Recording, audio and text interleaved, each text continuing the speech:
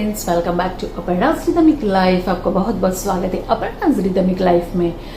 आज मैं पता नहीं व्लॉगिंग बोलूँ या फिर वीडियो बोलूँ, लेकिन आज अपने या उसके पहले मैं आपको एक बताना चाहती हूँ कि गए टाइम आपने देखा होगा कि मैंने गार्डन का एक आपको छोटा सा टूर कराया था मैंने।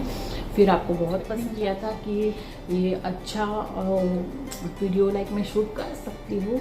So thanks for my self and या आपकी लोगों की वजह से ही मुझ में थोड़ा सा एक कहीं तो झिझक थी, तो फिर वो चली गई है। अभी थोड़ा थोड़ा कॉन्फिडेंट आ रहा है कि मैं सामने से आके आपसे बात करूँ, ढेर सारी बात करने की मैं अभी कोशिश करूँगी। I just need your support, please support me, please support Aparna's rhythmic life. और मैं बहुत थोड़ी नर्वस भी हूँ, थोड़ी थोड़ा झिझक भी मुझको होता है, लेकिन स्टिल मुझे कॉन्फिडेंस सिर्फ आप लोगों से मिलता है। प्लीज़ आपका आशीर्वाद हमेशा मुझ पे रखिए।